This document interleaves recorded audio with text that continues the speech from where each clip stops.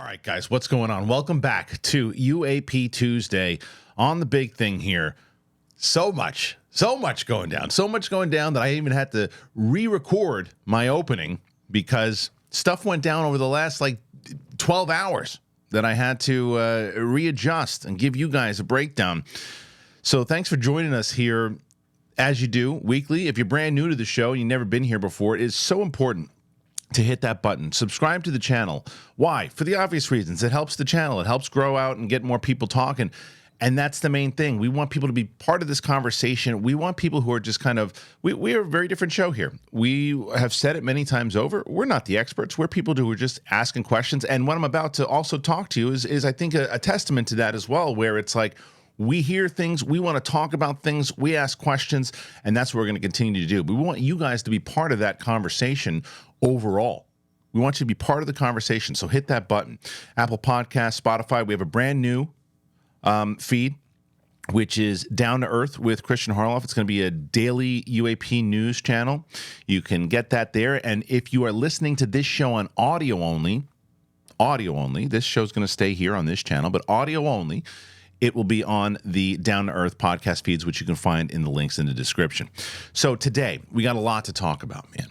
You've got this report that came out from Matt Laslo, which was that he had heard from a source that both Luna and Gaetz had a private meeting, and in this meeting that they were shown bodies. That's what the report was. He then got a call from Gaetz' office. And he said, oh, maybe this isn't true. I got to retract it. And then Gaetz' office said, the meeting happened. Didn't say they saw bodies, that the meeting happened. Okay. So we talked to Matt Laslo today. And we asked him, I asked him about this stuff. I asked him about the stuff he heard from Burchett about potential new public hearings. And just overall, a longer conversation about all of it. So the first thing I'm going to show, though, is after this interview and after this report came out, Jeremy Corbell and George Knapp talked about how they had a meeting with Luna, and they're convinced that this story isn't accurate, and it's not true. So I'm going to play that video of the two of them. Let me play that first. Here's that video first. We had a meeting with Representative Luna, and it was a powerful meeting. And I have to say, she's a badass. I don't know much about politics. As a human being, she is a pit bull, and she is smart as a whip. And to be able to have that moment to cross-reference names, ideas, things that are going on, what the trajectory is forward, the distrust of Arrow, like all these things. It was really powerful for me in my own journey in this, trying to figure out this UFO conundrum, is to have a meeting like that where we're talking at a level where a lot of what you'd have to catch up on with most people, she was right there. And I hope this makes the cut. I hope she's cool with us talking about it. Do you agree that that was a really great meeting? Oh, it was a great. Again, our friend Tim Burchett made that possible. We mentioned that we wanted to meet her while we were in D.C., and he said, let's go. Get up, let's go. Let's walk down the hall, down the stairs, go to her office, and walk right on in and set that in motion. And we were going to get 5 minutes with her. We ended up spending a lot more time than that. And I was really impressed with her. We got to meet her husband. Her newborn was there. Her key aides, she had a couple of key aides that were in the room. We closed the doors, had a great conversation.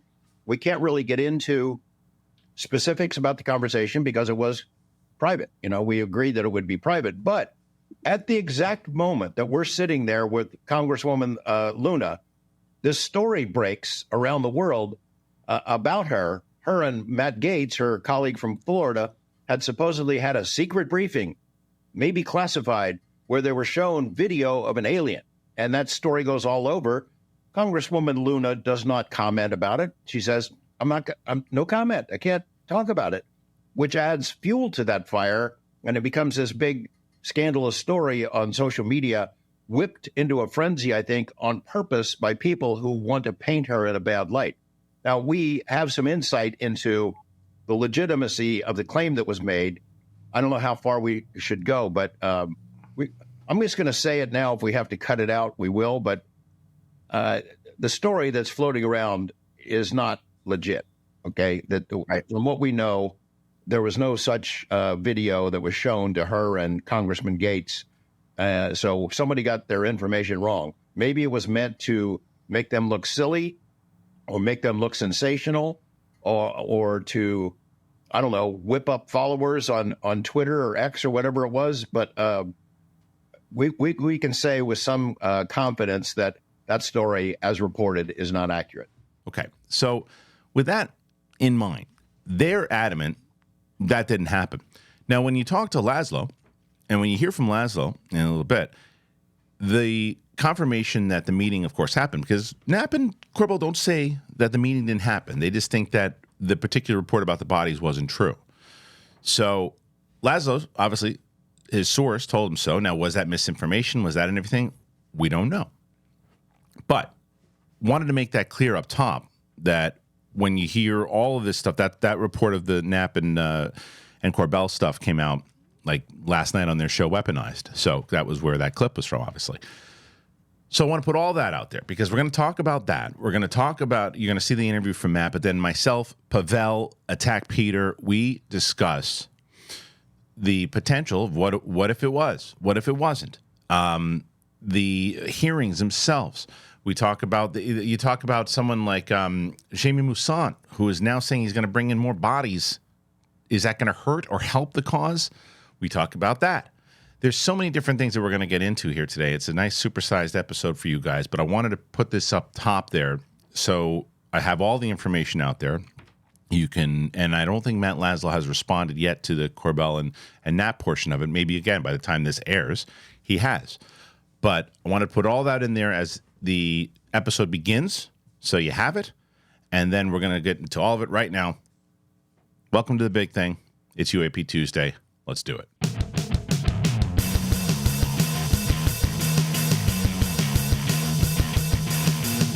Welcome back, ladies and gentlemen, to the big thing.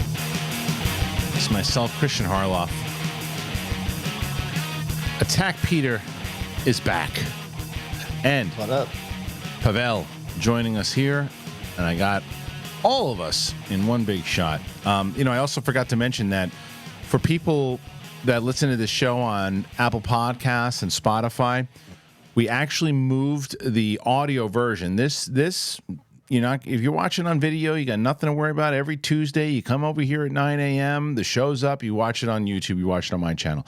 If you listen to it on Spotify or Apple Podcasts, however, you got to go to the Down to Earth with Kristian Harloff podcast feed now, because that's where this show will live on audio. So just to let you guys know. All right. Gentlemen, first of all, Peter, how you been, man? Haven't seen you in a little bit. Hey, everything's going great. Super excited to come back on and catch up, talk about all this news coming up. Looks like things are heating up again. Yeah, man. And Mark Riley is going to be back soon. His wife is seconds away from giving away a little Riley Babino. So wishing him the best. Yeah. So when he's back, we'll obviously be opening him with welcome arms. Pavel is here. Pavel, you've been helping me out, dude, with the news and the new channel. But how do you feel about this week as far as news goes? It's packed and eager to talk about it, man. Yeah. Go ahead. Yeah. Well, just hi, Peter. Nice to meet you finally. Yeah. Good to see you, man.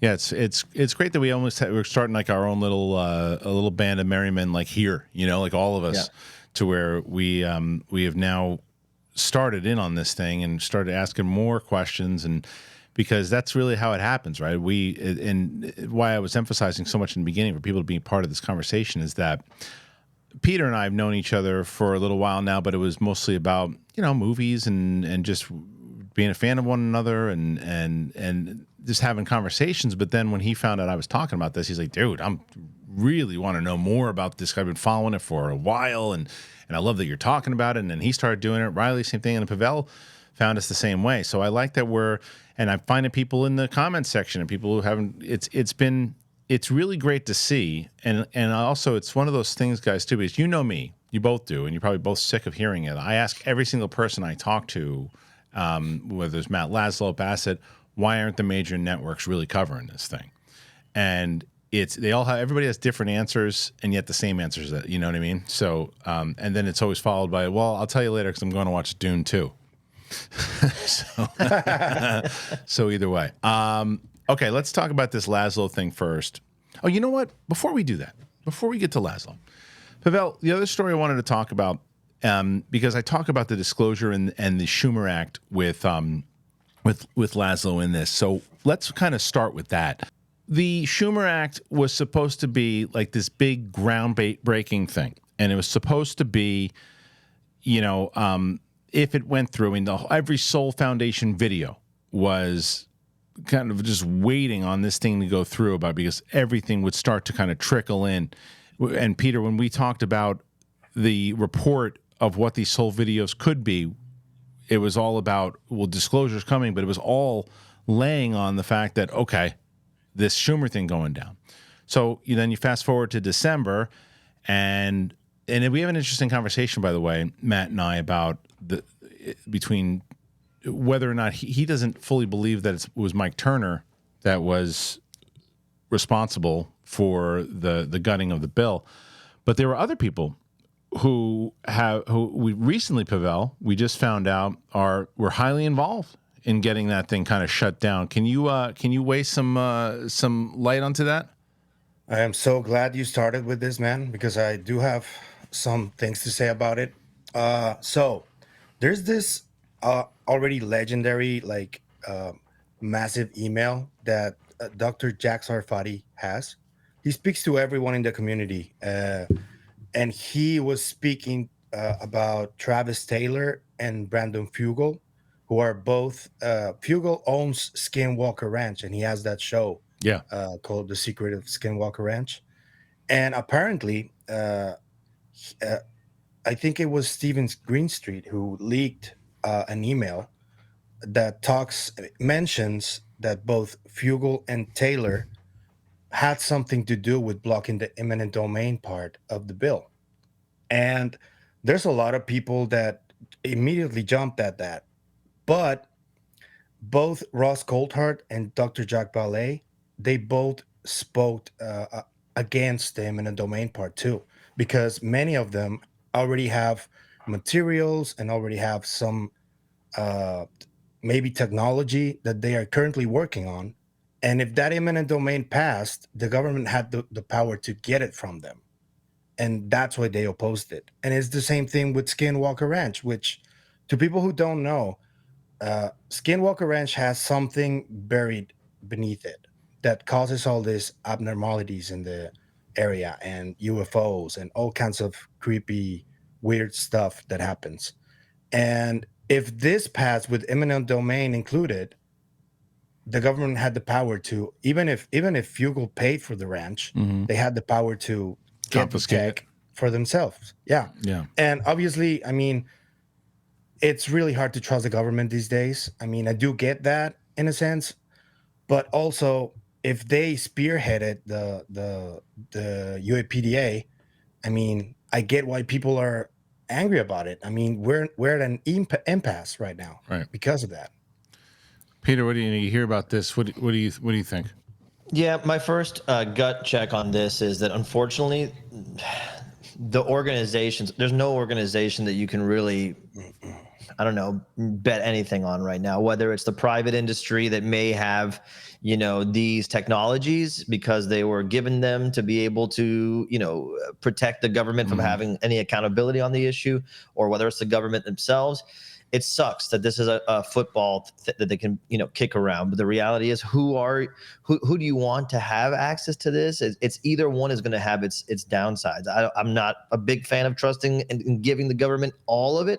And I also don't think, knowing what I know and what we know about the revolving door with, these giant corporations and the government, it's like it's all the same and yet it's not. And it's like it just seems like a good reason to kick the ball down the field a little longer. Yeah, this is the problem with it, is that it gutted the part of the bill that was because of that, and maybe they have a point if they're saying, like, look, we've had these things, we've been working on this stuff, we've been trying to crack this code, we haven't had any help. You guys are going to basically come in, screw up all of our research and everything that we had because you can.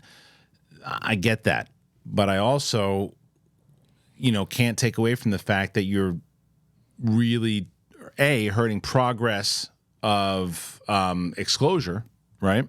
And then also the question of if we're ever going to get the truth, the public, are ever going to get the truth of it, because what's going to stop that from happening again? We're like, oh, no, we can't.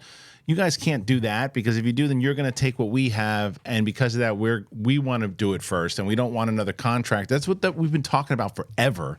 Is that one of the main reasons that this disclosure thing a lot of people don't want it to happen, is because the amount of lawsuits that are going to come once it actually comes down. It's like, wait a minute. You guys have been working, Lockheed Martin's been working on this forever. We didn't even get a chance to put a bid on it. We would have put in a much more bigger bid, but we didn't have a chance to, because you guys monopolized it.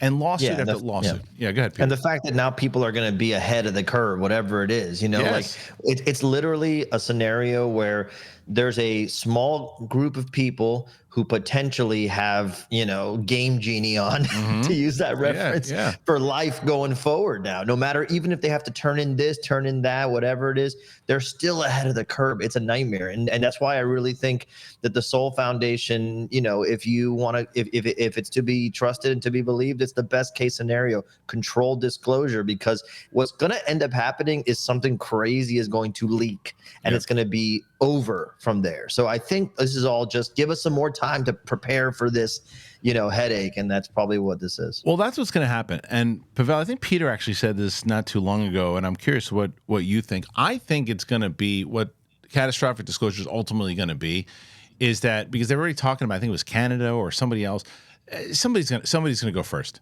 Somebody's going to go first, and the U.S. is going to be sitting there with their wee-wees in their hand, because it's going to be at this point. It's like, what are you're too late. You didn't think anybody else was going to move, and then somebody moved on us first. Now, whether that's China, whether that's Russia, whether it's whoever it might be, it's curious that hasn't happened already, and I wonder why that is. But Pavel, what do you think? Do you think that that's what's going to happen? Do you think that if you look at it like the space race, do you think we're going to lose this space race? I think that they're focusing too much on the red tape, but I do also think that even though this is a global phenomenon, I think that most of the tech that was retrieved is in the States. So they do have the upper hand in that sense. The private corporations, most are here. Mm-hmm. So that's what they have going for them in terms of maybe not preventing that catastrophic disclosure. But also, we should also take a look at Peru. We should also take a look at Japan. Japan is already in the way of passing a law to protect the airspace. So there's a lot of countries that are already on this. And yeah, you're right. It could happen. But the tech, most of the tech, if there is any, is in the hands of America. So it's also why I'm so curious to see, and why these stories are pretty big. To me, out of the two stories that Matt broke this week, the one that is more intriguing, strangely enough, is the public hearings. To me, that's more intriguing to me. It's probably because as opposed to seeing bodies.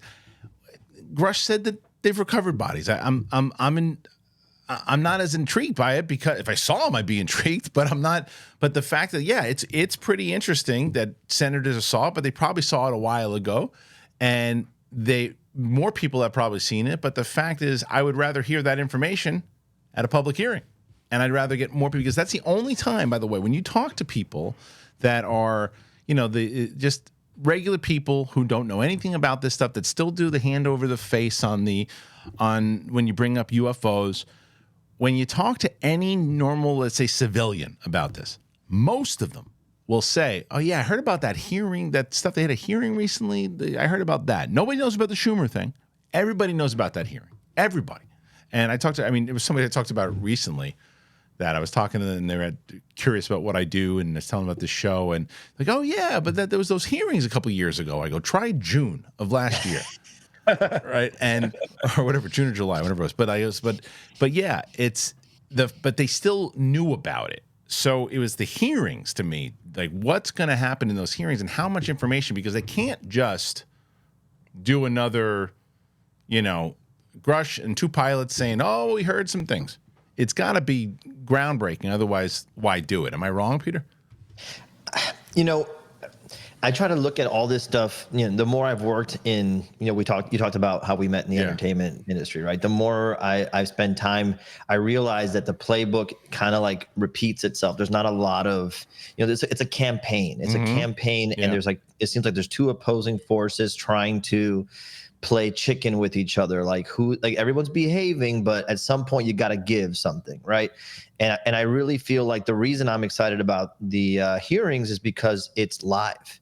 And if at some point someone who is trying to play ball and whistle blow in a way that's respectable and in line with national security, et cetera, if they feel like they're not getting a chance to say what they want to say, at some point someone's going to just say something, and that's what I'm really excited about. However, at the end of the day, if you're having the hearing, don't you think? And this is my devil's advocate. If the hearing is being allowed, something has to be arranged beforehand. So I always wonder if this is just part of the soul thing. I've been thinking about, like, if the soul thing was going to happen, wouldn't the fact that the soul conference got leaked be part of the soul plan? You know what I mean? Like, in other words, like, and that's what these hearings probably are, just a little bit more of a drip, a slow drip, turning up the heat in the pot. Maybe. Pavel, what do you think? I think that they should get Tim Taylor to speak in the hearings, and that will blow the lid off. So again, just for people who are, I know you mentioned him last time you were on, but just give a breakdown again on who Tim Taylor is, so people know if they're listening. Tim Taylor is part of NASA and part of Space Force, and he is Tyler D in Diana Pasulka's American Cosmic Book, and he also appears as Tyler in Chris Bledsoe's UFO of God book. And Bledsoe was the first who said his name in public. But last week, Jesse Michaels did too. And he seems to be involved in everything. He's with the one who took Dr. Gary Nolan and Pasulka to the crash site at Roswell. But it wasn't the Roswell from 1947 crash. It's the other one that kind of bumps in the video. And there's a video of it, actually, I think, or stories about it that was discovered in 49. And that's where he took them. And he also happens to, I don't know if still, but he also happens to be Elon Musk's handler on SpaceX. So that's a weird connection. Yeah, I think if they got him, if they got Carl Nell, if they, I think they need a ton more. I mean, David Grush obviously will probably testify again, and then and there was something to report. I think you sent it to me, Pavel, about something with Grush's op-ed that we'll talk about in a little bit. But as I mentioned to you guys, we had a chance. Those two big stories that we were really kind of covering here was the hearings, public hearings. It seems like Burchett is very confident that they're going to get another one. And then Matt Laslo spoke to Luna first and asked about his source had told him that both she and Matt Gaetz had been shown bodies. And don't worry, I asked a question. I said, by who? I asked that. And he talks about that. He talks about all of that. We talk about disclosure. We talk about disclosure. We talk about that and a lot more.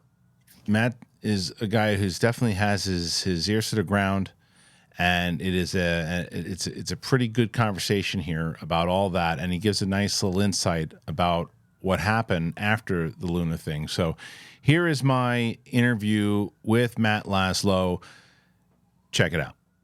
All right, guys, this episode is brought to you by BetterHelp. So BetterHelp, I've been telling you guys about BetterHelp for a while now. We've had a lot of people that they've been helped out by. So this is why the Big Thing is sponsored by BetterHelp, because what's the first thing you need to do? If you had an extra hour in your day, would you go for a run? Would you take a nap? Would you read a book? Would you show up for a friend? Well, the problem is a lot of us spend our lives wishing that we had more time. The question is, time for what? If time was unlimited, how would you use it? The best way to squeeze that special thing into your schedule is to know what's important to you and make it a priority. Therapy can help you find what matters to you so you can do more of it. So I've mentioned Roxy Stryer. She's talked about it many times.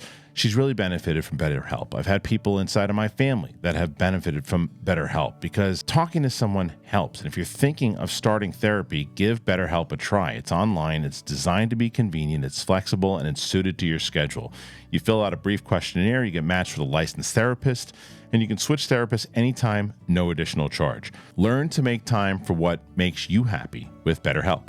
Visit BetterHelp.com/BigThing today and get 10% off your first month. That's BetterHelp, HELP.com/BigThing. Rocket Money. I've been telling you guys about Rocket Money forever because there's a lot of times that you forget about these subscriptions and you either pay twice for it, you didn't realize it, you sign up for a thing and you're like, oh, I'll do that first free month, and then it's gone. Your money's gone every month. Did Rocket Money do what you wanted them to do for you when you signed up? Because it did it for me. I had all these subscriptions and I was like, oh, and it lists it out and it says, don't do that. You don't need these. It tells you how much money you have that you've spent in the month. It tells you, it gives you your credit score. It gives everything. I mean, Rocket Money for me is the way to go. It's a personal finance app. And it finds and it cancels your unwanted subscriptions. It monitors your spending and it helps lower your bills, which is the best. So you can grow your savings because Rocket Money has over 5 million users and it's saved a total of 500 million, saving members up to $740 a year. So don't waste money. Cancel your unwanted subscription and go on over to rocketmoney.com/BigThing. rocketmoney.com/BigThing. All right, guys, as I said, very excited now to talk to journalist Matt Laslo. If you're not following Ask a Poll, you really should be, because Matt's been on the ground, man, and he's been asking all the questions that when I'm tuning in at nighttime after I'm having a long day at work and I'm going in and I'm like, I turn on and my wife is like, oh, I don't believe any of this stuff. And I go and I start turning on whether it's CNN or Fox News or whatever it is. And nobody is covering it on television. Now, you can find it on print, you can find it everywhere, but you want to find a lot of the news of where it's coming from. You want someone who's boots on the ground. It's Matt. And so I had a chance to reach out to Matt and talk to Matt about two of the massive stories that he broke this week. First of all, Matt, thank you for joining the show. I appreciate it, brother. Hey, thanks for having me. So, look, man, let me ask you this. When it comes to this is what drives me nuts, and this is what I've been talking about on my show a lot, is that you get – let's jump back to Chuck Schumer and him and Rounds. They're out there. They're talking about this bill in December that ultimately gets gutted. But they're out there, and nonetheless, it's like nobody was really covering this story in the way that it should have been covered. Granted, in our circle, and you covered it, and other people covered it, but I mean, like, to where the average day person who's not paying attention to it in the community. The Senate majority leaders up there talking about NHI and all this stuff, and it wasn't being covered. You put out this story that two representatives are being shown bodies, and it's like, I've got to go to your site. I got to continue to go to your site. What's it going to take for people to go, wait, they saw bodies? Like, when is that going to change? Well, this is the amazing thing. So, like, let's take a step back. Chuck Schumer's the Senate frickin' majority leader. Right. And so he's got this UAP or UFO measure that basically recognizes that there's this public outcry for disclosure. You know, there's a large, on Reddit, there's 2.2 million people. Mm-hmm. Like, hey guys, wake up. That's a lot more clicks or a lot more users than a lot of these mainstream sites or even have. Yep. And so Senator Schumer, for the reason why he's quasi-engaged on this issue, we still don't know yet, but we do know it's something he promised to former Majority Leader Harry Reid. Right. And so Reid, who was from Nevada, was cued in on this UAP UFO issue. And so we still don't know why Schumer is, but Schumer's at the table, or maybe at the kids' table, shall we say. And still, the mainstream media, my colleagues, who I love and respect, they're just still trapped in this trope from a different era where, you know, the American people and people across the globe have really progressed beyond them. But so that's where, when last week, one of my sources tells me, like, hey, Congressman Matt Gaetz, and Congresswoman Anna Paulina Luna, who's a co-chair of the UAP caucus in Congress, the source tells me they saw a video with bodies. So I've not seen this video, right? But I go up to Congresswoman Luna and I just ask her, and she kind of laughs and goes, ah ha ha, like, I can't talk about classified stuff. Well, I'm like, wait, if I went up to any other member of Congress and said, hey, you saw bodies in relation to a UFO, UAP conversation, they'd be like, kid, you're nuts. Get out of here. Right. But she didn't deny it. And then the next day, Matt Gaetz and his people got in touch with me and put out a statement, very lukewarm, but it confirmed that they had the briefing. And then after that, it said, we can't comment because they risk being thrown to jail. Right. That changed the conversation, at least according to my ears, which are still through the ceiling, shall we say. I'm sure that they are. And I saw, look, even what she said to you, I thought was interesting as well. When she said, look, I'm sure a lot of stuff will come out at the field hearings. Right. And when she mentioned that, like, so let me ask you, when you hear, do you know at all, are you allowed to say who showed her the bodies? You said someone showed her body, like who? Like, was it did Logan Paul finally show up and say, look, I got the video, here it is? Or was it who actually showed her the bodies?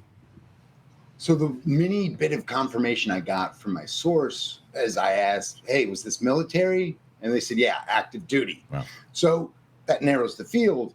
And to me, the more I pull the thread on this, just the more questions I have. Right. I'm a skeptic by nature, and I say I interview 535 liars for a living. So we have to know that we can't completely trust Congress, yep. But they do know a lot more than we know. And so that's where we're just slowly pulling the thread. And it seems like Gaetz and Luna had a classified briefing. And this is where I get confused, because Gaetz is on the Armed Services Committee, so he has a certain higher level of classification that he can see, like the secrets, more so than someone on the Oversight Committee, like Congresswoman Luna is. Neither of them are on the Intelligence Committee, which gets the top secret access. Right. And so the two of them are both from Florida. So part of me is wondering, okay, were the two of them at a Florida military installation? That would kind of make sense. Right. And so when it comes to these field hearings they want to have, I'm super intrigued by it. Are they going to sit outside of a spot where they've been told, hey, it's classified, but there's bodies or there's ships or something in this thing in back of us? And so field hearings, today we have a new Congress, very photo and social media centric, it's just a new day for this Congress. And so I'm curious if they're going to use their ability as lawmakers to hold a field hearing anywhere, anytime. Are they going to use that to kind of show us hey, this is one of those classified spots that I can't talk about, but right. Hey, it's in there. And so it'll be interesting because they could definitely use that as a leverage point. Yeah. But from their perspective, they still have to keep a highway open, so to speak, to keep getting this information from the Pentagon, from these sources. And yet they also have to pressure the Pentagon and these sources. And so, we'll see. It's a new day in Washington. It seems like that. And every, you get, it's optimism and pessimism depending on what day of the week it is when it comes to whether both on the same day. Right. On how close you're going to get to actual disclosure. And we'll talk about Burchett in a second, but he seems like someone who's always he's been, I don't want to see the same kind of crap happening. But the interview that you had with him seemed like his demeanor changed a little bit. But like I said, we'll get to that in just a second, because I want to stay on the topic of Luna and Gaetz, because like you said, if it turns out that it was a Florida thing, because one of the things that I think has been so intriguing about this is that even when you look at the first hearing, is that the bipartisan nature of it all. And the fact that you got Moskowitz at one point, you got AOC, you got Gaetz, you got, Luna, you got Burchett, you got everybody kind of working together, Schumer and Rounds, you got everybody working together. I was, one of the things that I'm curious is that because you always hear it. I'm sure you hear it all the time. This is just a smokescreen for Republicans to get it away from the Trump side of the thing. This is a smokescreen from the Democrats to get away from Hunter Biden, when it doesn't make, to me, that doesn't make sense why they either would be working together to do this. But why weren't a Moskowitz or AOC part of this also in this particular case? Do you know, or is it because maybe, like you said, they were in Florida? Well, so that's where we don't know. And the thing about Florida, is, so last year at askapol.com, I interviewed all 100 U.S. senators about, the explosive allegations from David Grush, saying that, hey, there's craft recovered. But his second claim was a big middle finger to all of Congress, saying, hey, the executive branch is hiding these SAPs or special access programs. They're hiding it from all of you. And so, that really should have awoken Congress just to be saying, hey, the executive branch, you're not allowed to hide stuff from us. The Constitution gives us the power of funding. Right, so anything you're playing around with, we have to know about. And so it's been interesting seeing different sects or different caucuses, different subsects of this Congress go at this from completely different angles. The interesting thing I got from former Florida Governor Rick Scott and current senator, he was saying, Florida's got huge coastlines. He's like, yeah, there was a lot of UFO sightings, UAP stuff when I was governor. He's like, I wasn't read in on that because that was federal. So you could tell him and his National Guard were frustrated because there was stuff on their shorelines that they couldn't identify, but then the federal government would say, oh, no, that's fine.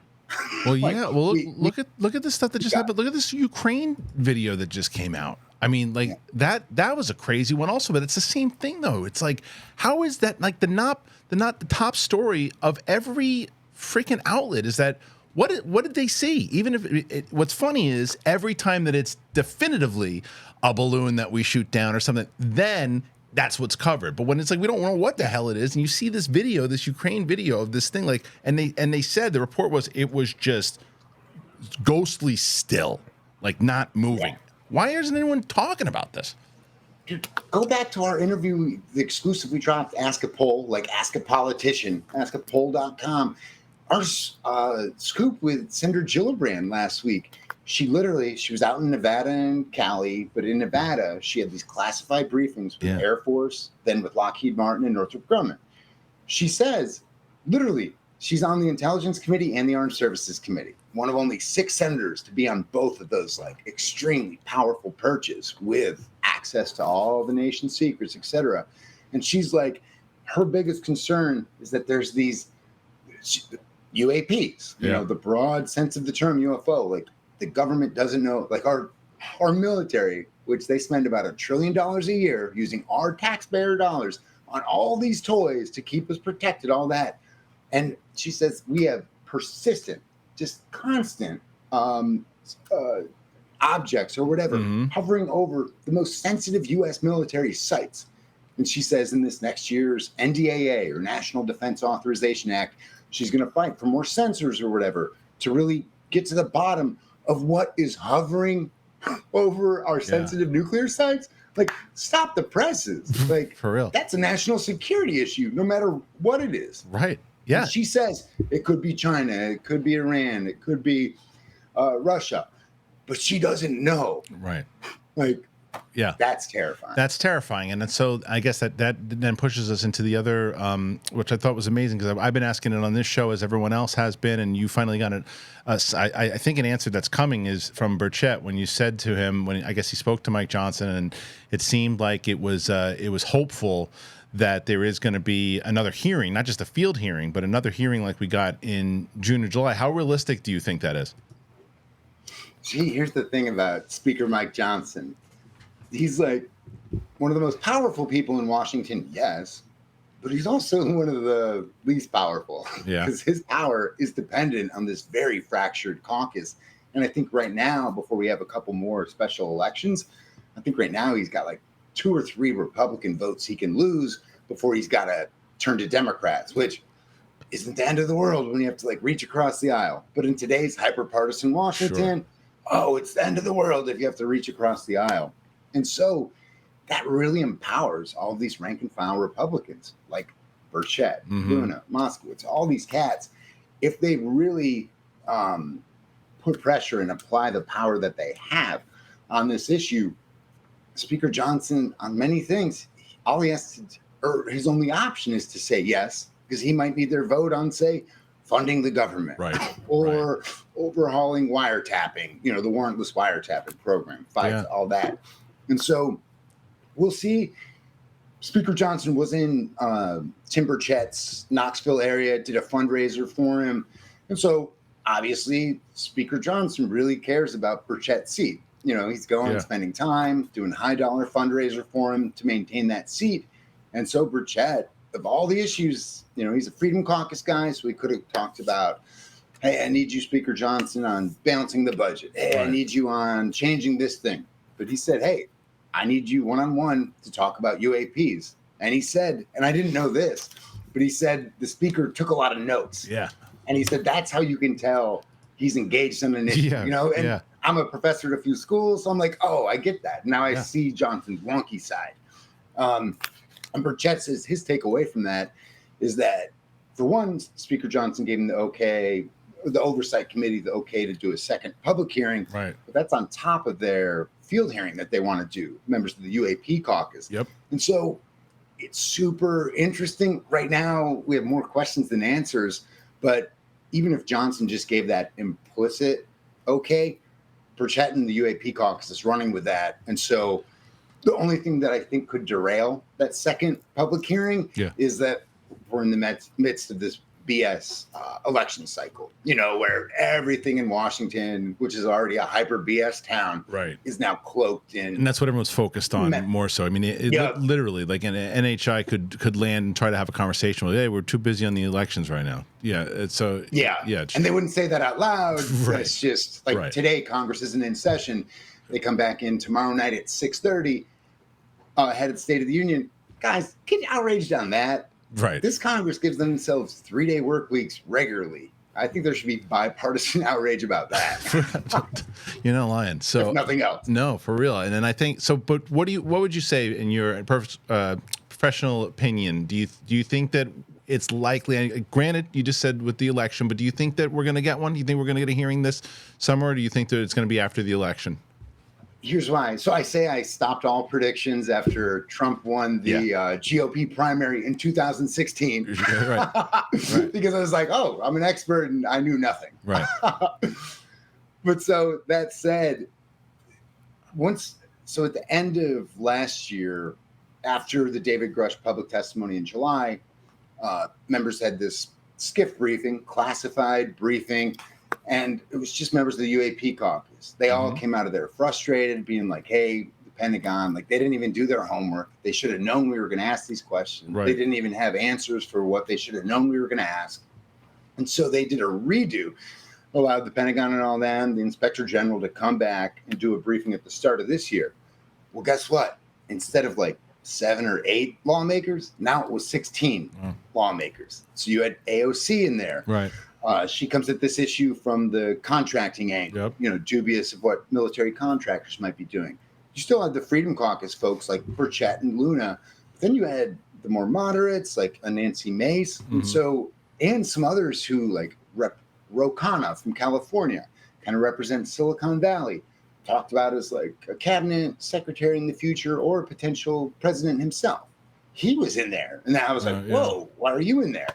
And so the more stonewalling we're getting from the executive branch, the more intrigue. Like whatever they're doing is not working, because now you're seeing a lot more lawmakers intrigued. And then also that first SCIF briefing, it was only News Nation and then us at askapol.com outside of it. Second one, just in January, you had CNN, Fox News, Axios, maybe Washington Post, The Hill. So there's becoming, the conversation isn't going away. And if anything, the demand from lawmakers is only getting deepened and widened, because they're like, wait.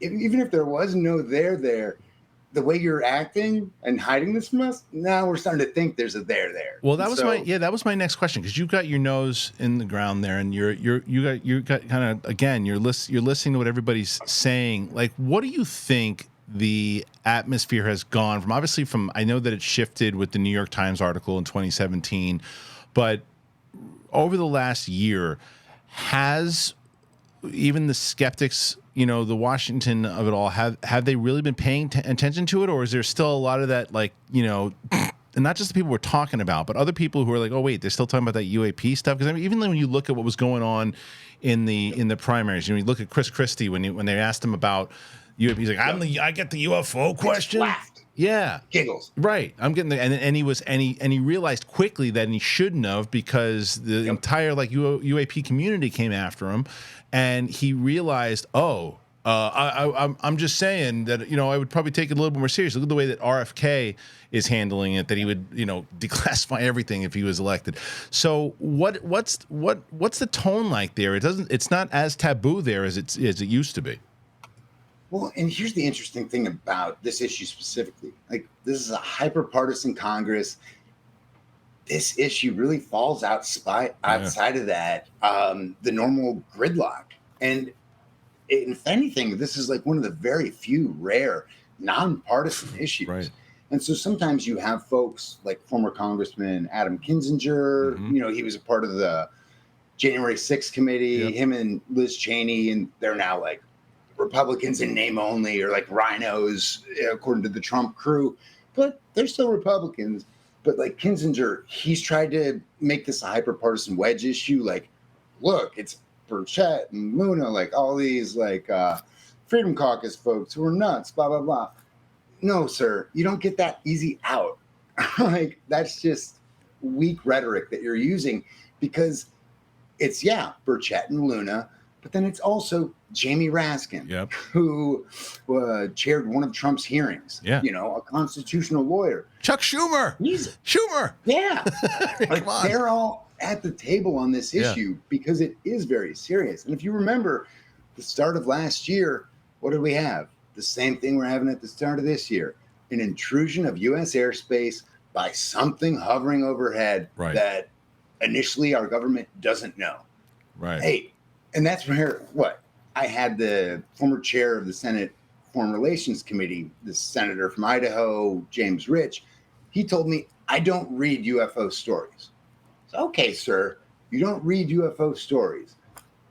What about the stuff hovering over American airspace that the Pentagon doesn't even know? Right. Do you not read those stories? Oh, that's the case. Then boot your ass. Like, booting ass out for real weeks ago. Like, and so that's where you do still have those old time tropes, the X-Files, blah, blah, blah, hanging around this issue.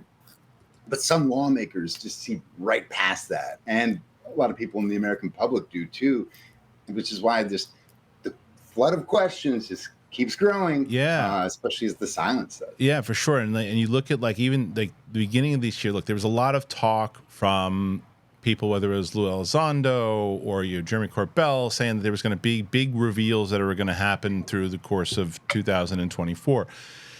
I think we're definitely getting information. I don't think it was, and I think that maybe the gutting through what Mike Turner was able to accomplish through gutting the Rounds bill and Schumer bill. See, I'm still not convinced it was Turner. No, but that's a conversation for another day. No. I mean, if you have the time, I'd love to hear why you think you're not convinced it was Turner. Well, because here's the thing, so I'm very skeptical of Turner. Yeah. In part because I used to cover him. I've covered Congress now for 18 years, and I used to interview him a couple times a year for his local Dayton NPR station. So he used to talk to the media.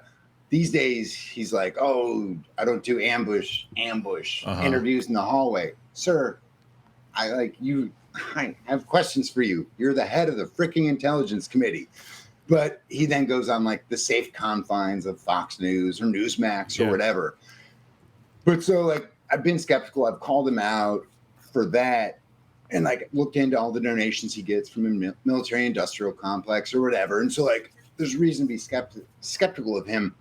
But that said, I really am well sourced. I also used to cover the top Democrat in that committee, Jim Himes from Connecticut. I covered him for his local NPR stations up there.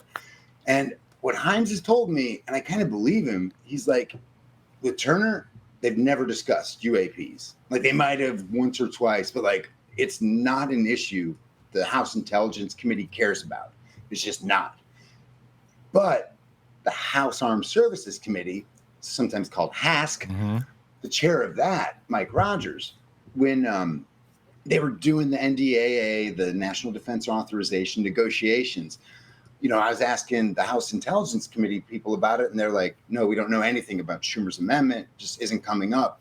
But the chair of HASC, Mike Rogers from Alabama, he responded and told me at askpoll.com, he was like, yeah, we have complaints with Schumer's amendment. He said something like, we think it's redundant.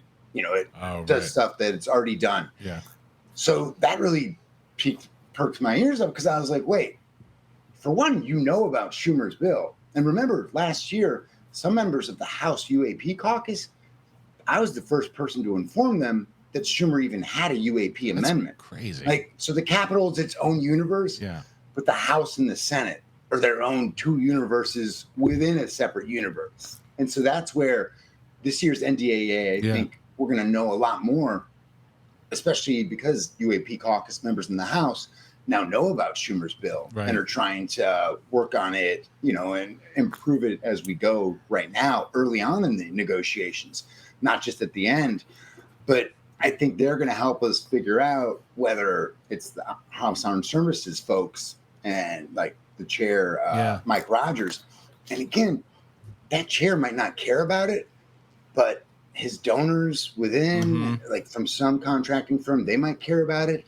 His former staffers, who probably some of them work at the Pentagon. Like, this is the problem with the revolving door, as we call it in Washington, where you just have this lobbyists working for lawmakers, former staffers from lawmakers working as lobbyists, etc. And so as much as I'm skeptical and dubious of Turner, and I've got my eyes on him constantly for other reasons, right now my gut says it might be more House Armed Services folks, which I'm going to explore more. Yeah, well, that name was also thrown around by both the mics were thrown around by Grush when he was on Rogan's show. He brought up both those guys, so I think there's definitely merit to that for sure. To kind of agree with you, because Himes, the top Democrat on House Intel, has told me basically like he's convinced with what the executive branch has told him, which is like, no, we've looked into this.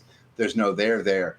That could also super empower Intel chair Mike Turner to just have all the authority from his committee to kind of go it alone. Because if the ranking Democrat doesn't care, then he can have these conversations on his own. And so, I'm still with you on that. Yeah, who knows what the hell's going to happen and what's the next chess piece, but it just seemed like the genie is out of the bottle and that there's more people asking questions and it's hard to push it back in. So I guess before I let you go here, I think that when it comes to these Soul Foundation videos, which I couldn't believe even News Nation didn't cover, and they would cover everything. They didn't even cover that. I couldn't believe it. But they were very dependent on the fact that Schumer bill was going to pass because they had shot those videos in November before the December thing happened. But there's this talk of catastrophic disclosure. There's talk about maybe that disclosure can come from, and what part of that would mean catastrophic disclosure is that our enemies could disclose, or a different country could disclose. What do you think is coming? Have you heard anything, I should say, because I don't want you to make predictions. Have you heard anything in regards to more stuff coming where we're going to get some kind of bombshell here that they just can't put it back in the bottle? See, and so this is where my biggest critique of Congress on this issue is, like, as a whole, even though this is the most curious Congress when it comes to this issue that we've seen in decades or potentially ever, this Congress isn't curious enough about these issues. And so what we're seeing now is, like, the members of the UAP caucus, they're just fighting to get a second hearing. Right. Like, that's been their big battle, and they've been even their fight to get a second classified skiff briefing. They had to fight really hard to just get the Pentagon or the Inspector General to come back with answers to their first round of questions. And that stretched out over months. And so there's this, I don't even want to say it's like a game of chess, because I don't think there's that much thought going into it. And so, like, I don't want to give them that much credit. Fair. And so that's where talks like this, any bit that's happening to keep the pressure up. Yeah. Like, the interesting thing that, like, last year I did ask Chuck Schumer David Grush's name. And the interesting thing was he knew his name. And he just said, I'm not going to talk about it. And so it's like, it's interesting how that was before. Sorry, Matt. That was before David Grush did his interview with News Nation, or after? It was, let me think, it was right around, it might have been before his public testimony. Wow. Okay. In last July. Okay. Yeah, I believe it was. Okay. It's on our site, Ask Poll. Yeah. But it was around there. So, of course, his name was out there. But you remember, he's being laughed off by all these people up top. But with that, what did I learn? The people at the top of Congress, the so-called Gang of Eight, which is the majority leader of the House and Senate, and then the Speaker, and then the minority leaders of both, and then the heads of the intelligence committees, House and Senate. So, like, at the highest level, they know about Grush, and our mom won't talk about it. And then you have from, like, the rank and file, the UAP caucus. Right. That's, like, more representative of the people. They know about it. And so, like, at some point, like, you can't keep those two at a distance. And, like, all these other lawmakers in between who are super empowered, they're kind of like, keeping a distance from it. Right. But it's not going away. No. I don't know what's going to come out next. I did not expect for lawmakers to kind of confirm that, because they didn't tell me I was full of shit, but we're shown video, I guess, of bodies. Like, it ain't going away. Did you hear any details of what those bodies were? Did you hear anything about them? None. And so here, like, I'm a Wired magazine correspondent. I teach new media and tech at Johns Hopkins. Part of me, when I initially hear that, I'm like, oh, cool. We're in the age of deepfakes. Right, so right. You know? Right. So I'm a super skeptic, but I'm like, all right, they saw something. And this is where the more this comes out into the public, the more we'll get, forensic video folks to be able to actually look at that and, like, help us confirm it or debunk it. I come at this with no desires except for truth. Right, yeah. And I'm super intrigued. But the fact, like, literally, I was thinking Matt Gaetz and his folks were trying to contact me last Friday to be like, hey, you got to do a retraction. You got to pull this back. And I was like, oh, shit, our thing's been up for 12 hours. Right. But no, they confirmed it. And as surprised as I was to hear about bodies, so I was not surprised to hear it confirmed by Gates' office. It's true. And it seems or to hear it not debunked by his office. Right, not asking for a retraction. And then you look at, because every time Luna does an interview now, it seems like she's going further and further down the rabbit hole. And, like, whether she's there to see potential bodies, that intends to be, something that comes out down the line if she's able to talk about it. But she's talked about these things. She just seems like her perspective. I mean, you probably can confirm this or deny this if you think that it's true. But does it seem to me that she seems like one of the people who really seems to be going more into the full-on believer realm? Well, so this is my other question. I don't know when the briefing they had, the one that Gates now confirmed, we don't know when that happened. Because going into the David Grush hearing last year, Luna told me early July, and I think that hearing was July 27th or 26th.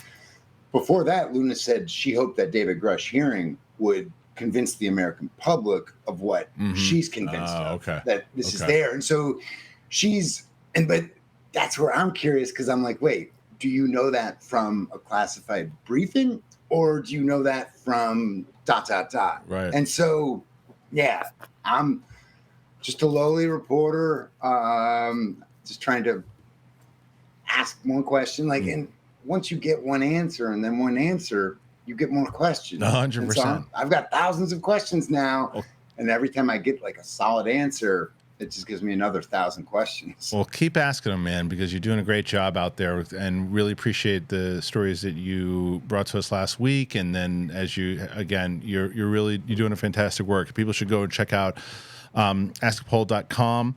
Matt Laslo, again, thank you for joining us here today, man. I'd love to have you back, and as you continue to break in the news, man. Thank you so much. Dude, thanks for having us. This is fun. All right. I love getting you guys good deals, and I got it. Roan. There's so much pain in trying to find what to wear, whether it's uncomfortable, it's tight, it's never your size, there's difficulty putting pieces together when all the fabrics are different textures. I know it happens to me all the time. You want to look good without having to think about it. Well, that's where Roan comes in. They stepped up to the challenge, everybody. They got the commuter collection. It's comfortable, it's breathable, and it's a versatile set of products known to man. They have products for every occasion, whether it's the most comfortable pants, dress shirts, quarter zips, polos, blazers. They look great as individual pieces and they work seamlessly together. Rhone's signature 4-way stretch fabric, it's breathable, it's flexible, and it works everywhere from your commute to work to the 19th hole. It's time for unparalleled confidence without all the hassle. Rhone's commuter collection features wrinkle release technology and it is 100% machine washable, looking good. Is that easy? I'm telling you, I love this. They sent me some of this stuff, guys, and first of all, they have the kind of just relaxing casual stuff, but I needed a good pair of pants to go with my suit, and my goodness, I got some for me. I got some for Riley. We're looking slick. It is so great. The commuter collection is easy to care for also, by the way, and it stays fresh and it's odor free. Just head over to rhone.com/bigthing. Use that promo code BIGTHING. Save 20% off your entire order. That's 20% off your entire order when you head to RHONE.com/bigthing. Use that code BIGTHING. It's time to find your corner office comfort. Vessi. So John, I got these new shoes, and they have it's like rain wear. It's really, it's incredible. I love. They sent it to me a while ago, but I'm so excited to tell them about them. For us, I want to tell you that Vessi has this innovative. It's like footwear, and it's designed for spring weather. It's great. So Stormburst Vessis are the ones that I really want to kind of emphasize, and they're your go-to for every setting, city streets to outdoor adventures, enhancing your style and activity with ease. So you can, whether it's snowy trails, wet streets, morning dew walk. So whether you're facing unexpected snow or slippery paths, it's so crucial in general to have these. I'm planning a move. I've talked about this, but it's been raining a lot in LA. And I've been wearing my Vesties everywhere. And you guys seen it. I've been wearing the one hoodie that I have that they sent me. I love it. It's one of my favorite things. I love these hoodies. I've worn it on in so many different videos. They have all weather, all occasion footwear from beach days to snowy commutes. They have so many different things. You should elevate your spring wardrobe when you travel with Vesties Stormburst shoes. You can discover more at vessi.com/bigthing. Get your pair today and get an automatic 15% off your first purchase at checkout. And be ready to step out into style. It is great stuff. I love Vessi. I really enjoy Vessi. All right. I want to thank Matt for joining the show. And I also obviously want to thank our sponsors.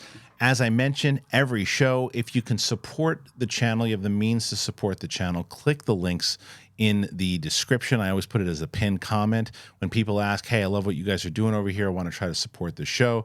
Sure, you can join Patreon, you can do all that stuff, and that's appreciated, obviously. But when you get yourself something also, that makes me feel good. Something that you're going to really enjoy, that makes me feel good. So go and click the link. It's in the description. All right, so guys, that was a full interview that I had with him. And so what really stood out, if you talk about the Luna stuff first, and that he said he thought it was going to get retracted, right? He thought it was going to get retracted because, or they were going to ask him to retract it, Matt Gaetz's people. And he said, well, and Matt Gaetz's people, they called me up and they pretty much confirmed, yeah, they were called in, they were briefed, and it was by military personnel. The question was what Matt had said was that he's not sure about exactly when that happened. Could have been, a few months ago, but he just heard that that's what it was. And it's also a reason why maybe more and more why we keep seeing Luna being on this, she seems every time she gives an interview more and more down the rabbit hole about trying to figure this stuff out. She seems like she's really locked into it. And maybe it's because of what the hell she saw. I don't know. Same thing with Matt Gaetz. Maybe when they were doing this whole thing, maybe they were briefed before the hearings, who knows? Because they both seem pretty locked in on those hearings. The other thing Laslo said that we've all been saying is that this is a guy who's in Washington, D.C., sees it all the time. This is the thing that he says. It's very rare that you see such a bipartisan topic, and it's very rare. And this is one of those topics, and he's, been like everybody else, just astonished by it, right? So he talked about that. He talked about the stuff with the hearing itself and whether or not this will happen. And the thing that I found fascinating was what we always kind of speculated, right? That there was kind of a deal. There's always deals in place with politicians, and the fact that Mike Johnson knows he's going to need some votes, and Mike Johnson knows he's going to need some support with other things. So when Moskowitz he's going to need, as Matt said, he's got to reach across the aisle. Well, he's going to probably go to Moskowitz because he's going to help Moskowitz get this thing when it comes to the hearing. He's going to prove it. He's helping Burchett. He's working with Burchett kind of closely, so you can see them working together. And Burchett's one of the guys that wanted to oust McCarthy in the first place, and that got him in there. So it's all house of cards, right? The whole thing, but it also lends itself that these people are really going, hey, make sure that you okay that thing.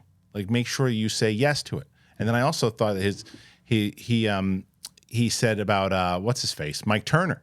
Doesn't think Mike Turner was the guy that did it. He said possible, but doesn't think it is. So there was a lot of interesting stuff that kind of came out of it. But I don't know. Out of the two topics, again, Pavel, that out of those specific ones with the bodies that we kind of touched on briefly in the beginning of the show, and the hearings, is there anything in particular that you want to touch upon? I just hope that whatever they were shown is not one of those videos that we've all seen on the internet, because there are so many videos about bodies and the infamous interview of the alien that's really shady and stuff. Right. So I hope it was something new and different. Unless they prove that's real. Unless they prove one of those are real. Yeah, because there are like a couple or three of them that they do seem pretty real. Right. Right. And they're really old too. Yeah. So well, Laslo said the same thing in the interview. He's like, look, we live in an age of CGI and AI and all this stuff. Who knows what it could be? But the fact that military calling him in, I don't know. Peter, I see you kind of got a smirk. When it comes to this story, it's hard to believe, right? Well, it's just like, look, and in case there's new people watching, I imagine with the Matt Laslo thing, there might be. I want to believe that this is legit, like that we're literally, this is exactly what's happening, and I just always have to check myself and just put on the brakes. The video thing, just like Pavel said, makes me so nervous. Like they were shown bodies because they are probably novices in this area before this year, last year, whatever, And if you wanted to end this thing real quick, all you need is for them to get shown something that is obvious, that's going to be proven or is provably fake later. And what could that be? I mean, I follow the AI video software so closely, that Sora stuff that just came out. You don't think that whoever the powers that be have something more powerful that you could create something that's super convincing? All the videos that are out there, I don't know. I got to tell you, I think that they're awesome, but they're super fake. Like the Rick Baker broke down one of them, the one where like the alien's like passing out in the interview chair. Yeah. I love it. There's another one that I sent you one time, you and Riley one time, where it's like a black and white film and it seems like they're torturing, interrogating or whatever. Right. It's super cool, but that's what I worry about, because if they are the best advocates that we have right now, it's not too hard to take them down if you just make them look silly. It's so true, because the other thing is it just makes you realize that you could hide all of these videos in plain sight.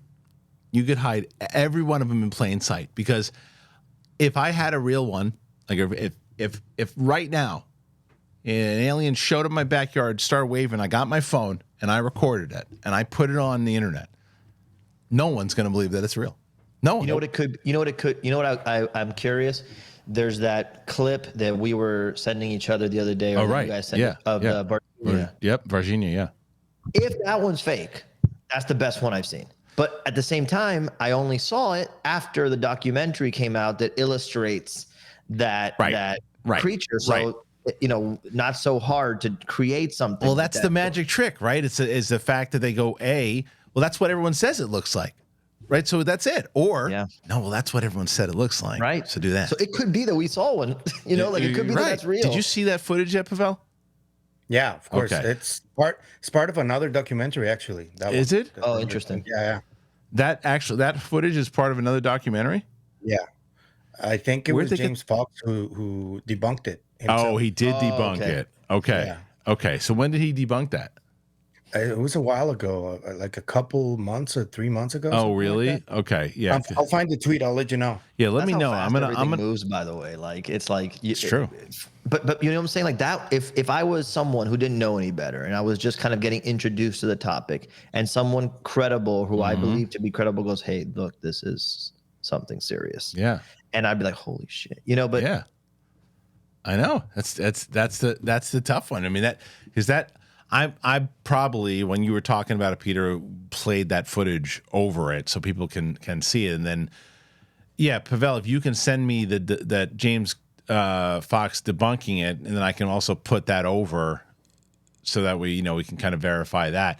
And then speaking of debunking, Pavel also sent me a tweet from that Jeremy Corbell wrote, I guess, regarding the stuff with Laslo and Luna and all that, and this is what Jeremy Corbell says. And at this point, this will have aired. So Jeremy says, we do gently address this rumor in our episode at midnight.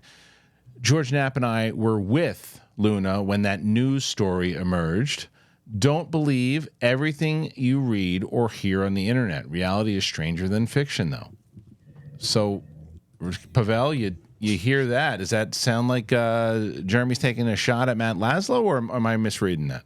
I don't know, man. It's one thing I have learned from this community is that there's a lot of shots taken constantly between many of the actors. And at first, I was really weirded out by it, and I wanted to approach the community in a sense, but I was like, I saw too much noise and too many confrontations that it took me a while. And I finally did it last week, and it was okay. I got in a space with many of the community, and it was okay. But, dude, they yell at each other. I mean, you know how Twitter is. Mm-hmm. It's the same thing in spaces. It's basically the same thing. I post and run, man. I post and run. I don't get involved in it all, and it's the same thing. And it's also like, this is why when people come to, like, you'll see it every once in a while on the show, and I always talk about it. Like, I saw some guy write, why am I coming to this channel? Why was this channel recommended to me when there's others like really experienced ufology channels? It's like, this is not a ufology channel. We are people who are like, what the hell is that? Right. That's what this channel is. That's what this show is. That's what I think the credibility comes from, because at the end of the day, it's funny. It's like musical chairs. At some point, one of these many journalists or, folks who call themselves journalists are going to be the one that has the story, the right day, the right time, and is going to be associated with breaking the news. So I think that's part of the struggle, right? Yeah, it's interesting. It's just, I don't know. I mean, I don't know exactly what. I guess we'll listen, at this point, from when this show comes out, people in the comments can tell us exactly what Jeremy Corbell meant from, if you listen to Weaponized, and he gave his breakdown of what it was and what Luna actually said. I'm not sure, but the follow up to that is, well, then why did Gaetz' people then follow up with Laslo and say, no, we were in the room and they did show us something, so you don't have to retract that story. So I don't know.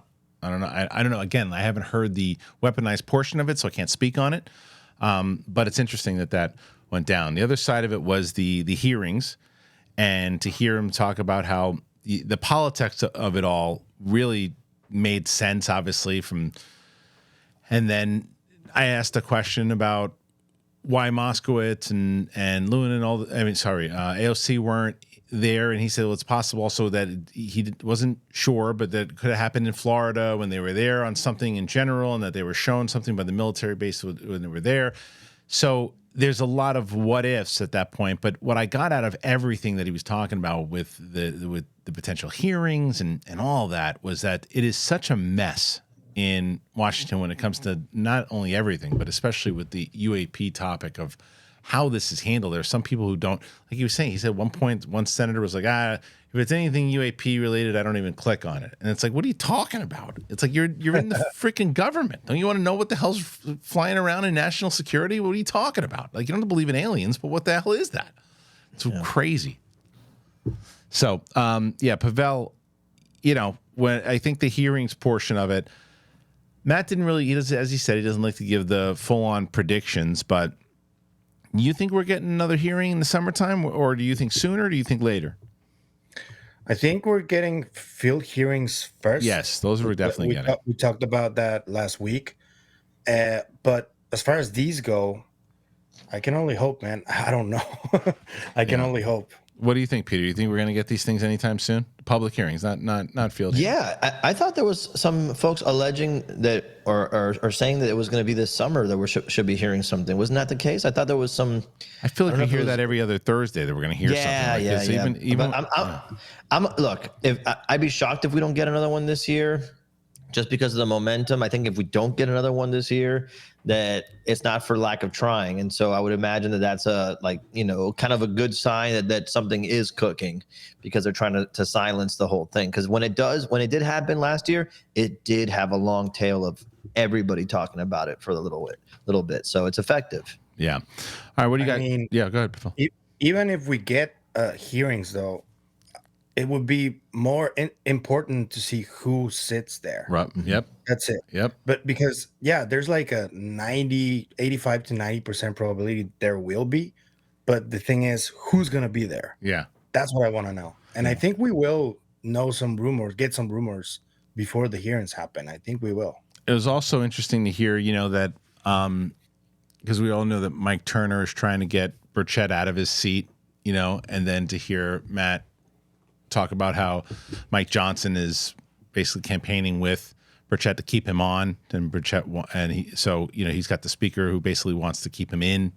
It was, and even when he was talking about Kissinger, and he said that there was that you have this other Republican who was essentially saying that it was a Republican coup, that the UAP topic was the whole thing, and then Laslo's pushback and other people's pushback would be, well, then why is Moskowitz involved in it? Why is Chuck Schumer involved in it? Why is AOC involved in it? So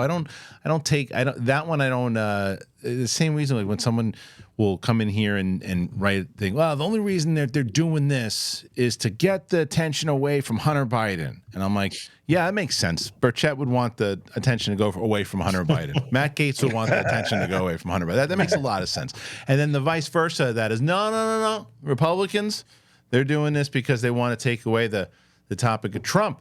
Okay, yeah, AOC wants to do that. Yeah, Moskowitz wants to do this. What are you talking about? Like that to me is the one you can't say that. You can't. It's also a big dice roll, career wise. If this ends up being something that can be made to look like it's a hoax or it's fake, right? Then a lot of people are going to take a credibility hit amongst mainstream voters. So if you're holding office and the person who's challenging your seat can easily point to, this person was involved in flying saucers for the last 3 years when we're all here waiting for this, and this to change. So like it's a dice roll. You're putting your name on the line if you don't think it's true. Totally. And look, the other thing with it is that there's a reason why certain people don't testify in front of Congress at all, no matter what it is. Why? Because if they're lying, they can go to jail. Mm-hmm. David Grush is not in jail, guys. Mm-hmm. Hasn't been put in jail yet. And a lot of people know his name. Also very interesting to hear Matt talk about that when he brought up Grush's name before the public testimony, and Schumer right away knew his name and said, I can't comment on that. And right away knew. This is before. I said, was it before the News Nation interview? And he thought so, but he wasn't sure. That goes back to the interview that we did with Steve Bassett. And Bassett was talking about they were planning on coming up with this plan and disclosure and all that stuff. And then Grush was a Hail Mary that came out of nowhere. Just came out of nowhere. And they didn't even expect it in Schumer. And once they did, they accelerated everything because Grush came out and started with the whistleblowing. So they need another Grush, and they need a Grush times 1,000 is what they need. That's what I was going to tell you. Yeah. If another hearing doesn't have, another hearing needs something like that. Yes. It needs a new person with just as much of a credible background and compelling story, anecdote, whatever it is, like something that it just pushes it. Because if we get Grush again, unless it's Grush with like heavy duty like revelations, it's not going to move the needle. I don't think. I think you need either a new person, corroborating, or you need Grush going harder. Yeah, you need you need first experience, man. You need someone to say like, yes, I worked on this thing and we have the recovered stuff. We breached the hull of this thing. We know this. We know the technology is capable of doing this. We have worked on it. The question is, what kind of clearance are they going to be able to get? Is it going to be the same kind of thing? I can tell you in a skiff. I can tell you in a skiff. And that's nothing against Grush. He just want to go to jail. Yeah. So it's like that was the thing what people didn't understand. They kept saying, well, he can't say anything. Yeah, because he's going to go to jail if he can. There's certain things he was cleared about. It's still confusing to me of like what he's cleared to say, what he's cleared not to say. He can talk about bodies, but he can't talk about this. I don't know how any of that works. All I know is that whoever is able to talk about it, and like, I do think that this is the time for Bob Lazar to step up. Like, you know what I mean? Like, if Lazar is legit, and a lot of people think he's legit. I know that Jesse Michaels kind of painted a different picture. Not that he wasn't legit, but that more so that he was kind of lied to by Lear. Did you watch that, by the way, Peter? Did you watch Jesse Michaels' thing? Yeah, I saw some of that, but I was going to say Christopher Mellon also came out and said that, we shouldn't take Bob Lazar too seriously. I think it was on the Joe Rogan podcast. Okay. He was talking to Rogan about it, and then he even said something to the effect of like, I don't necessarily think, Lazar is trustworthy or whatever, or I don't believe it or whatever it is. And he said, I can tell you off the air why not. Interesting. When was Mellon on Rogan?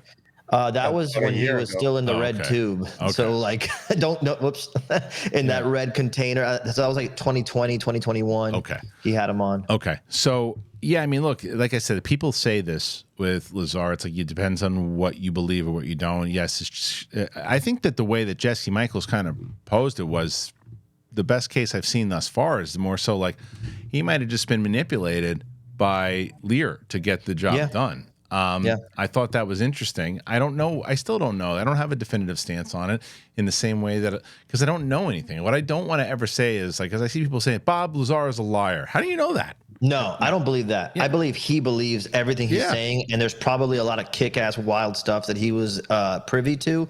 It just may not be, the full thing. And I also don't know I don't know. And it's the same like if Christopher Mellon knows and says Bob Lazar is a liar. I don't know if he said that. He may not have said that. No. I know he didn't. But I'm just saying, though, if he did, right, I'm not going to tell Christopher Mellon not to say that because Christopher Mellon knows a lot more shit than I do.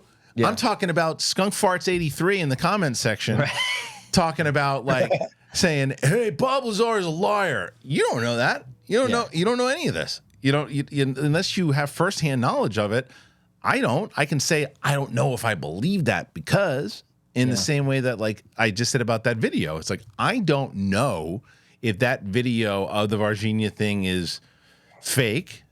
Now, if Pavel sends me that tweet and James Fox goes, this is bullshit, I know it's bullshit, I'm going to believe James Fox because he's been around the thing, So, yeah, it's and it goes back to exactly what you guys were talking about. It's how do you know with the world we live in and the CGI we live in and the AI we live in, what's real, what's fake, what's not, who's telling the truth, who's not.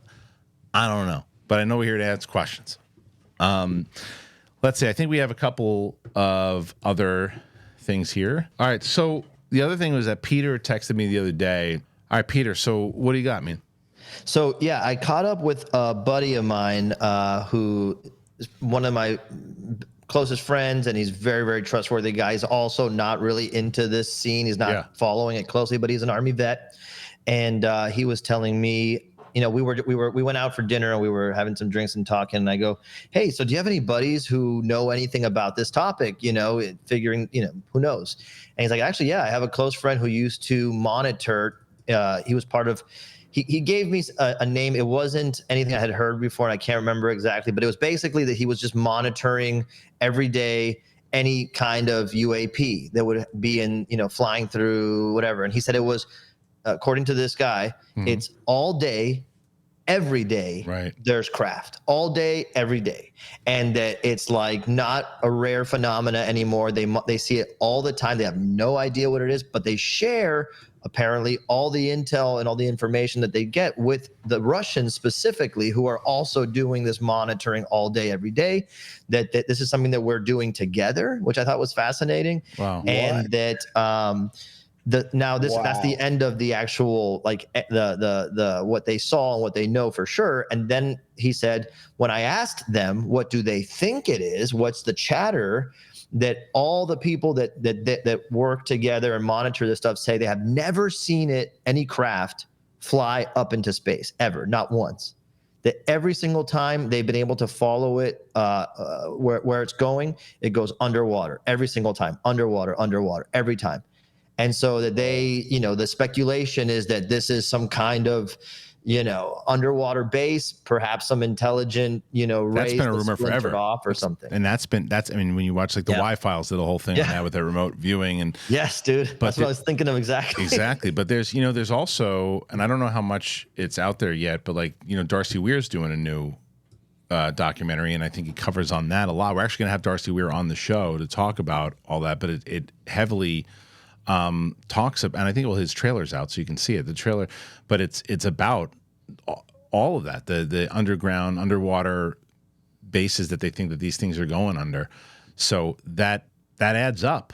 Yeah. That adds up. It's like, it just gets me so like, it's one thing when you go, okay, we're getting all this information, so I can't wait until like 2026 when it finally comes out. I'm gonna be sitting around. I could be 85 years old, going, "Don't pull the plug yet. Did they show up? Did they show up? Forget it." I'm hoping someone feels exactly like that now, who's 80 something and who's about to be like, you know what, screw this. I'm letting the cat out of the bag. Yeah. Oh, I mean, a lot of them did, man. Look at the guys who were all involved in Roswell. Yeah. Right? The one guy is like, I remember that was my favorite part of one of the documentaries that we watched. And that guy was great. I can't remember his name, but he's just like, yeah, they told me to say it was a balloon. Well, it's not a balloon. That's not what we found, but hey, okay, it was a balloon. But like, it was that guy was great. He's like, it wasn't a balloon. It was a ship. It was a ship. And dude, when you take the underwater anecdote and then you think about the Younger Dryas stuff where potentially there was an advanced race that's Atlantis or something that was wiped out. I mean, there's so many little puzzle pieces. This is my nerd hat. Like, I hope that cool, fun stuff is happening, but that's what I start to think about. It starts to kind of like be interesting and make sense. And it's there was a race that was advanced before us. Yeah. That went somewhere else. Have you guys read the Secret Machines book? I know the content, but I haven't read it. Those are really interesting because they cover a lot of that, the actual civilization, all civilizations in the history of the world. Yeah. What the hell was that? I don't know why it does that. I hate it. It's such a dumb thing. I don't know why it does that. What caught my attention, though, from your story, Peter, was that they share this constantly with the Russians. Yeah, that was the weirdest thing. Yeah. He said that's one thing they have no that's common, that they're also monitoring it. They have no idea what it is either. So we're sharing to see, if something, outside of that norm happens on a day-to-day basis. Do you think that's one of the reasons? Like there's like that we haven't had other countries saying, hey, this is what we know, because there's been like this kind of the one alliance that people can actually 100%. Agree on? 100%. You think so? I already have no faith that there are actual like individualized governments anymore. Like I already in the camp that thinks that there's kind of like too much multinational corporation happening with like investments all over the globe. So I already think it's kind of like mixed up. But if you take into consideration that someone might defect from one government to another and share this information with that, at some point, and if it's like actually something that could be a threat, like what, if we get to the Michio Kaku story, like where he talks about, we don't want to put our name out there. We don't want to put our presence out there. That would be a uniting force. Well, speaking of which, let's bring that up because this is that. What a segue. Yeah, it was a good segue. So let's talk about that clip because this is from, how long ago was this, Pavel?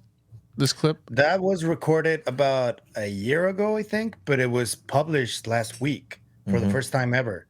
And it was interesting, the timing, because I think Michio Kaku has always been like pro-disclosure in a sense, but he's also a scientist, and he's always skeptical, and I think it was a very good conversation with Coulthard. Well, let me play this clip first, and then, Pavel, I want you to kind of go through some of the interesting bits that you saw from it that you thought stood out. I'll play this clip real fast. Here you go. If this is E.T., are we ready? There's been a change in public attitude because Hollywood has pretty much created the new mythology. It used to be demons and gremlins and leprechauns that people dreamt about at night and feared. Now it's aliens from outer space, and some of them could be friendly, like E.T. And so I think the American public is ready for information about an encounter with an extraterrestrial civilization. However, I draw the line when it comes to advertising our existence to alien civilizations. Because look what happened to Montezuma when he met Cortez. Montezuma made perhaps the biggest mistake in ancient history. He assumed that Cortez was a god. In fact, he was a bloodthirsty pirate. All right, so that was the clip there. But Pavel, you watched a lot of that in general. Is there anything that stood out to you about the conversation that the two of them had? It was great that Ross pressed him on specifically the new technology and the new physics of it all, and how Michio Kaku responded, because remember, he's like one of the main proponents of the string theory hypothesis. Mm-hmm.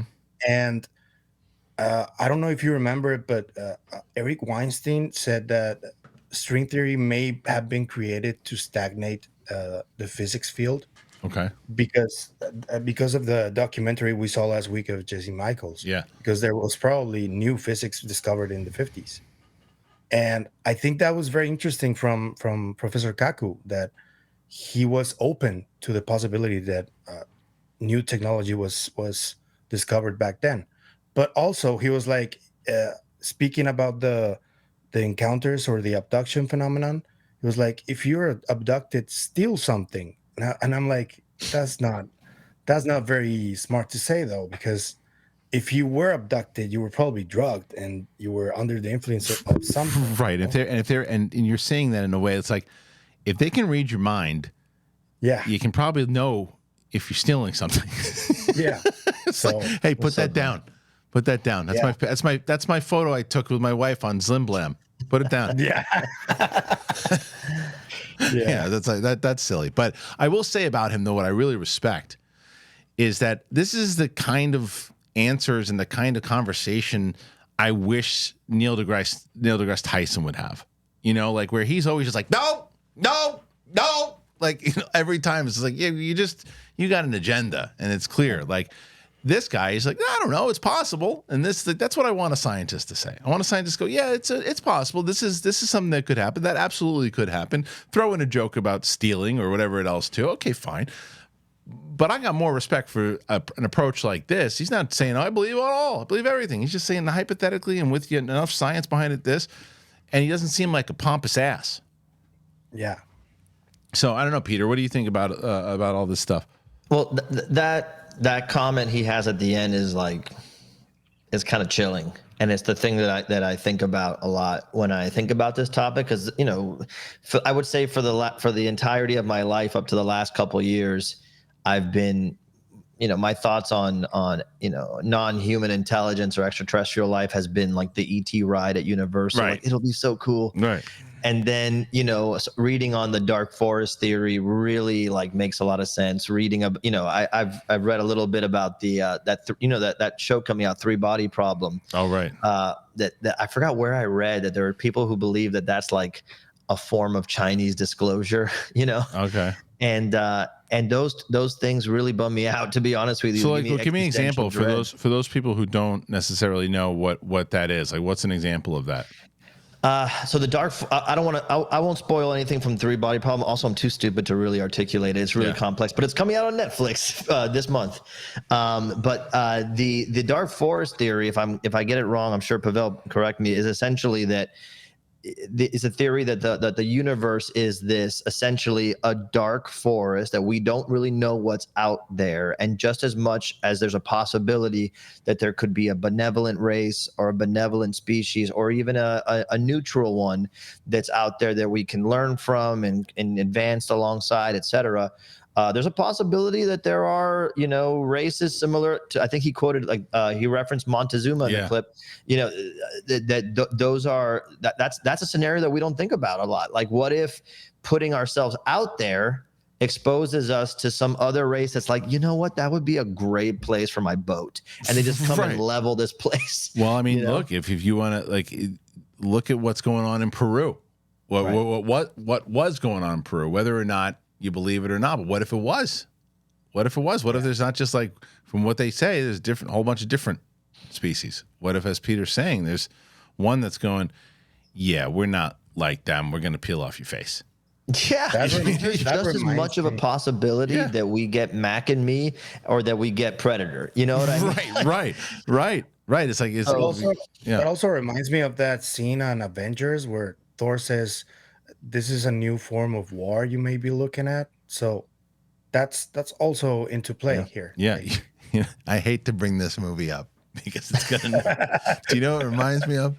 It's like the 1986 classic Howard the Duck. Oh yeah, Right?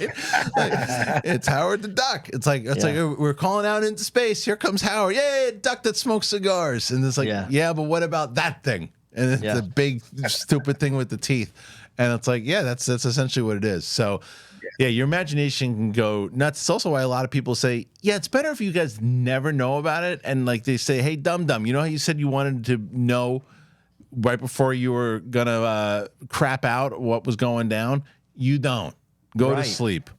Right. Yeah. Imagine like that would be a really compelling case against disclosure. Yeah. There was one time where on Weaponized, George Knapp and Corbell were debating something or discussing something. And Corbell said something like, George, you know, you told me once that you're not totally for disclosure.